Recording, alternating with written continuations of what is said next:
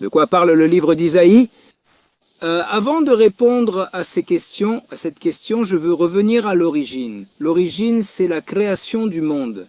Quand Dieu crée Adam, je te pose la question. Première question. Quand Dieu a créé Adam, l'a-t-il créé homme ou femme? Première question. Je te laisse un moment pour répondre. Très bien. Deuxième question. Quel fruit Ève a-t-elle mangé? Du fruit de l'arbre interdit dans le jardin d'Éden? Je te laisse le temps de répondre. Très bien. Si tes réponses étaient les suivantes, merci. Dieu a d'abord créé un homme. Dieu a créé un homme, pas une femme. Dieu a créé un homme. Et ta deuxième réponse a été « Ève a-t-elle mangé une pomme ?» Cette vidéo est particulièrement bonne pour toi, si Dieu le veut. Nous allons commencer. Nous allons d'abord lire le verset en hébreu, puis je le traduirai. Ça dit ainsi, nous sommes dans la Genèse. Genèse, chapitre 1, verset 27 d'abord. Très bien. Il est écrit ainsi, il est écrit. Vaïvra Elohim, l'homme à son niveau, au niveau de Dieu, il l'a créé, l'amour et la joie, il les a créés. Je traduis librement, il est écrit ainsi, il est écrit ainsi, il est écrit, et Dieu créa Adam à son image, joie selon son image divine. Il l'a créé. Ensuite, il y a quelque chose de très important, il est écrit. Masculin et féminin, il les créa. Il a créé et il les a créés, et il les a créés et il les a créés. Zar est masculin, Nekeva est féminin, Baraotam est au pluriel, il les a créés. Maintenant, tu vas comprendre pourquoi je te raconte cela à propos d'Adam, concernant Isaïe, au livre d'Isaïe, au prophète Isaïe. Très bien. Concernant la deuxième question, si Ève, qu'a mangé Ève? Quel fruit défendu Ève a-t-elle mangé dans le jardin d'Éden? Et si tu as dit pomme, tu dois savoir que dans la Torah, il n'est écrit nulle part que c'est une pomme, et nos sages donnent différentes réponses sur le type de fruit qu'Ève a mangé. Comme ce n'est pas notre sujet, si tu veux, je t'invite à regarder sur notre chaîne, il n'y a pas longtemps, une vidéo sur ce sujet. Elle s'appelle « Ce n'était pas une pomme ». Sur la couverture, c'est écrit « Ce n'était pas une pomme ». Le titre mentionne aussi « Qu'a mangé Ève dans le jardin d'Éden ». Je ne me souviens pas exactement, mais en gros, il y a une pomme, une photo d'une pomme, et que ce n'était pas une pomme. Si tu veux, je t'invite à explorer ce sujet dans cette vidéo où je le traite en détail. Je préfère maintenant aborder le vrai sujet de cette vidéo. Pourquoi? Pourquoi ai-je commencé à te parler d'Adam et d'Ève, et s'ils étaient hommes et femmes? Parce que je te raconte ce que je crois. C'est comme ça, il y a beaucoup de gens avec de très bonnes intentions, et pour l'étude de la Torah, faut-il s'approcher de la Bible sans connaître l'hébreu? Ces personnes sont-elles proches des sources et des sages juifs? Ils peuvent tirer des conclusions non seulement erronées, mais aussi opposées et contraires à la volonté de Dieu. C'est-à-dire, ici, il y a quelque chose que je ressens comme très triste. Pourquoi? Parce que certaines personnes ont bon cœur et de bonnes intentions. Mais est-ce qu'ils vont vraiment aux Écritures, aux Saintes Écritures, à la Bible juive, et lisent, par exemple, une traduction de l'hébreu? Généralement, la traduction, c'est-à-dire l'hébreu, est impossible à traduire de manière vraiment correcte. Sinon, c'est selon les explications de la Torah orale. Il faut essentiellement savoir que lorsque Dieu a donné la Torah, il a donné les deux taureaux, c'est au pluriel. Pourquoi est-ce que je dis deux taureaux? Dieu sur le Sinaï, Dieu a donné la Torah écrite, connue aujourd'hui sous le nom de Bible juive. Et ensuite, il a aussi donné au même moment la Torah orale. Qu'est-ce que la Torah orale?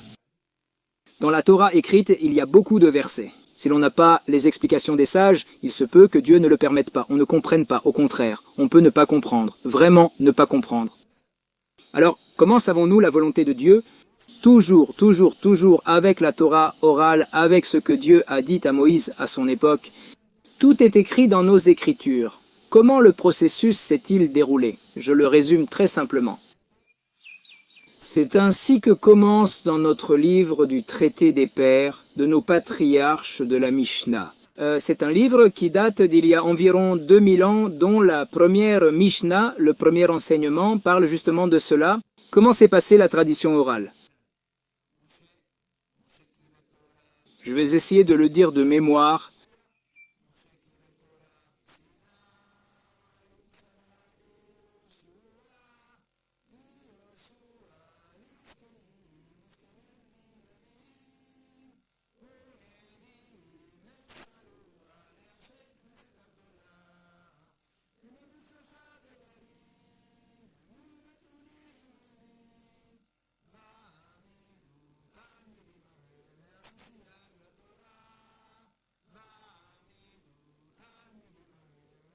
Bon, en gros, je le dis très brièvement, il dit Moïse a reçu la Torah sur le mont Sinaï, évidemment de Dieu, et il l'a transmise à Yehoshua, c'est-à-dire Josué. Le fils de Nun, qui est le chef, est le grand élève de Moïse qui prend essentiellement le leadership. Par la suite, lorsque nous entrons en terre d'Israël, Dieu dit à Moïse que le chef sera son successeur. C'est son grand élève. Moïse dit quelque chose de très beau dans la Torah, c'est aussi la Torah orale, ce que je vais dire maintenant.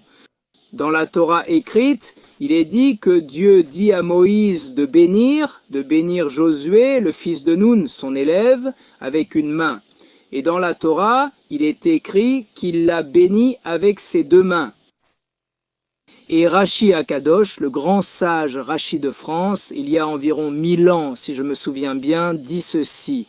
Il dit qu'il a béni avec ses deux mains, de tout son cœur, avec tout son amour. Je le dis avec mes propres mots, selon ce dont je me souviens, c'est-à-dire qu'ici nous voyons quelque chose de très intéressant, que Dieu lui dit, en gros c'est comme si Dieu lui disait, bon maintenant devant le peuple, donne ta bénédiction à ton successeur, à ton grand élève, Josué, fils de Nun, recevra aussi la bénédiction et poursuivra. Mais ici, on voit que Moïse ne lui a pas seulement tendu une main, mais avec ses deux mains, avec tout son amour, il a donné la bénédiction à Josué, le fils de Nun, pour qu'il continue le leadership. Après être sortis d'Égypte, nous avons passé 40 ans dans le désert. Ensuite, nous avons reçu la Torah et nous sommes entrés en Israël, sur la terre d'Israël, par ordre divin, sous la direction de Josué, le fils de Nun. Et après 14 ans passés à Gilgal, nous sommes arrivés à, peut-être connais-tu l'histoire. Nous sommes arrivés dans la ville ancestrale de Shiloh, où se trouvait le premier tabernacle pendant 369 ans. Nous y sommes restés presque 400 ans à Shiloh, le tabernacle. Peut-être connais-tu l'histoire d'Anna-Hana? C'est en hébreu Anna, la mère du prophète Samuel, et Elkana, son mari, et Élie, le grand prêtre. Impressionnant.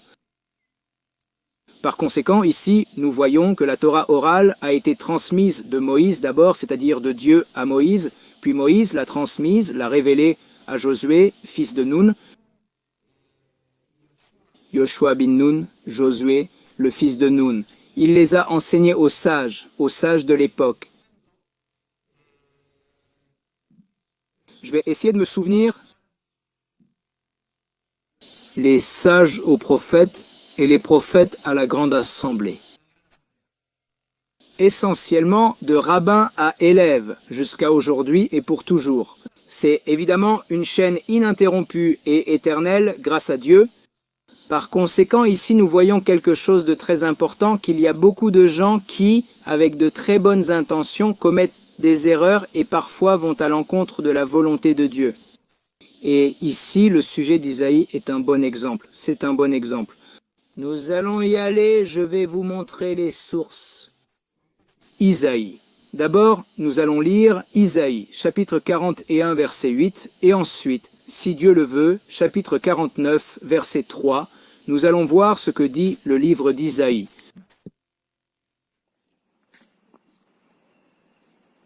Il est écrit ainsi.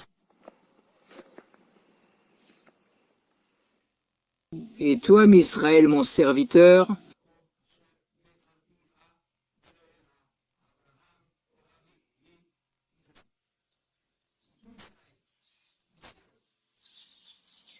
Yaakov, que j'ai choisi Zéra, Abraham, mon bien-aimé, la semence, la descendance d'Abraham, mon aimé. Par conséquent, lorsque beaucoup de gens demandent de qui parle Isaïe, chapitre 53, de qui parle-t-il? Évidemment, quand on lit le livre d'Isaïe et qu'on le remet dans son contexte, c'est évident, très clair. Il évoque le peuple d'Israël comme l'eau. Mais quelqu'un, comme nous l'avons dit, même avec de bonnes intentions, qui ne lit pas ce qui est dit avant Isaïe 53 par exemple, nous lisons par exemple deux versets, comme nous l'avons dit, chapitre 41 verset 8, où nous allons lire, si Dieu le veut, chapitre 49 verset 3. Et il le sort de son contexte, il peut inventer ce qu'il veut, il peut dire ce qui lui passe par la tête, évidemment comme pour toute chose. On prend un livre, on ne lit ni le début ni la fin, on extrait une phrase et on dit que ça fait référence à ceci. Et il peut inventer ce qu'il veut. S'il le sort de son contexte, il peut dire ce qu'il veut. Il est essentiel de contextualiser la Torah lors de son étude. Et évidemment, c'est évident que le livre d'Isaïe parle du peuple d'Israël. Nous allons maintenant passer à Isaïe. Isaïe, nous avons mentionné 49.3 Isaïe.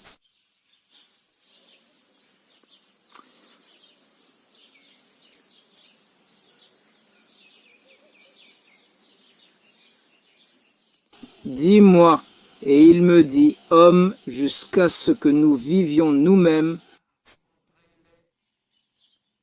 Pardon, je me suis trompé, Isaïe.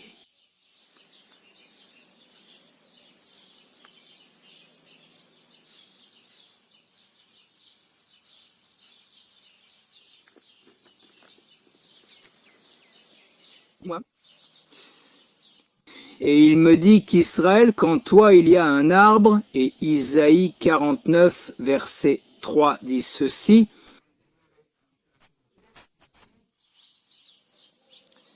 Et il m'a dit, tu es mon serviteur Israël? Hier j'ai vu en toi et je vais me vanter de toi. Évidemment, c'est très clair, comme de l'eau de roche, que le livre d'Isaïe, replacé dans le bon contexte, parle du peuple d'Israël. Maintenant, pourquoi ai-je aussi commencé à te parler d'Adam? Et donc, si les gens qui t'ont enseigné la Bible, ou toi-même,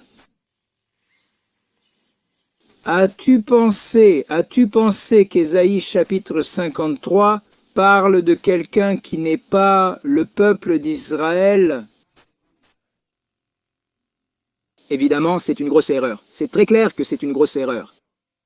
Ou si toi, ou ceux qui t'ont enseigné t'ont dit, si tu as demandé ou non, mais bien sûr, Adam était-il un homme et une femme, ou cela est-il écrit, ou est-ce écrit? Si quelqu'un dit ça, cela signifie qu'il n'étudie pas la Torah correctement. Par conséquent, que l'on t'ait dit des choses sur Isaïe 53, pas comme ce que je te dis maintenant, ou d'autres aspects de la Torah, de la Bible, de manière décontextualisée. Où on t'a dit, par exemple, le fruit. Bien sûr qu'une pomme, c'est écrit que c'est une pomme. Comment peux-tu demander ça? Ou il le dit à quelqu'un, comment pouvez-vous demander ça? C'était une pomme? Autrement dit, si tu as déjà entendu ces réponses, où tu comprends que ce qu'ils enseignent n'est pas la Torah juive, bien sûr la Torah est juive. La Torah a été donnée par Dieu à Israël. C'est évident et clair, mais si quelqu'un se dit enseigner la Bible, mais la Bible qu'il enseigne n'est pas une Bible selon la Torah écrite juive. En hébreu, c'est-à-dire, il peut évidemment parler en castillan, mais ses sources sont en hébreu, et il comprend l'hébreu, et il comprend les racines de l'hébreu, et il connaît la Torah orale des sages juifs.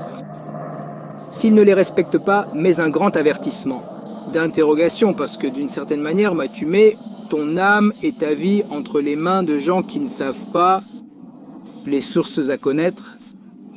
Peut-être avec de très bonnes intentions, il peut y avoir des gens, comme je le dis, mais il y a des gens avec de très bonnes intentions. En fait, il y a beaucoup de gens qui justement ont vécu dans des milieux non juifs, dans des religions, d'autres croyances, et par une soif réelle et de véritables bonnes intentions, il a commencé à étudier la véritable Torah, celle authentique des Juifs. Il a alors interrogé les sages juifs, « Qu'en pensez-vous? Que dit la Torah ?» Et lentement, ils ont commencé à se rendre compte que ce qu'ils savaient était incorrect. Mais grâce à Dieu, Dieu leur a ouvert les yeux et le cœur pour comprendre cela. Mais malheureusement, il y a beaucoup de gens qui ne savent pas cela, qui ne savent pas. Par conséquent, nous, je parle pour moi, le petit, je sens que c'est une responsabilité pour nous, les Juifs, et un cadeau que Dieu nous donne. Santé pour les nations. Nous sommes nombreux, les Juifs, à essayer de faire de notre mieux, et évidemment à étudier la Torah, à enseigner la Torah, santé pour les nations. Il faut savoir qu'il y a eu 2000 ans où le peuple israélien est resté silencieux, d'une certaine manière, parce que nous sommes restés silencieux, parce qu'il faut savoir que nous avons eu des moments glorieux sur la terre d'Israël. Évidemment, c'était comme nous l'avons dit il y a un instant, il y a quelques minutes, après notre entrée avec Yoshua Binun Josué, fils de Binun, en terre d'Israël. Et nous avons vécu à Shilo, dans le tabernacle à Shilo, comme nous l'avons dit, avec Anna et Shmuel, le prophète Shmuel, puis le roi David, c'est-à-dire, et Shlomo, le roi Shlomo, avec le premier temple, des moments glorieux, impressionnants. Les nations venant à Jérusalem, apportant des offrandes et demandant conseil au roi Shlomo. Qu'il n'y a pas de sage, il n'y en a jamais eu, il n'y a pas de sage comme le roi Shlomo, donnant des conseils, comme on dit, la sagesse du roi Shlomo, quelque chose de mondialement célèbre, c'est-à-dire impressionnant. Malheureusement, le premier temple à Jérusalem a été détruit, puis nous sommes partis en exil pendant environ 70 ans, puis nous sommes revenus à Jérusalem. Le deuxième temple, il y a eu à nouveau une renaissance, mais malheureusement, ensuite, le deuxième temple, le Saint, le deuxième temple, Jérusalem, encore une fois des gens mauvais l'ont détruit. Et là, qu'est-ce qui s'est passé? Nous sommes partis en exil pendant 2000 ans. Grâce à Dieu, les prophéties s'accomplissent, comme le dit le prophète Amos. Il y a beaucoup de prophéties, mais je veux maintenant me concentrer sur ce que dit le prophète Amos, chapitre 9, versets 14 et 15. Il est écrit ainsi, « Et je ramènerai la captivité de mon peuple, Israël. Ils rebâtiront les villes dévastées et les habiteront. Ils planteront des vignes et en boiront le vin. Ils feront aussi des jardins et en mangeront les fruits. Et je les planterai dans leur terre. Et ils ne seront plus jamais arrachés de la terre que je leur ai donnée. » C'est-à-dire, ici nous voyons comment la prophétie du prophète Amos s'accomplit. Je vais te montrer une photo comme ça, pour que tu vois c'est quelque chose d'intéressant.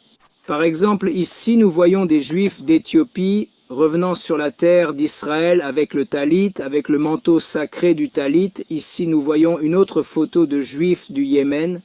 Observez aussi les tentes, aujourd'hui grâce à Dieu, en Israël.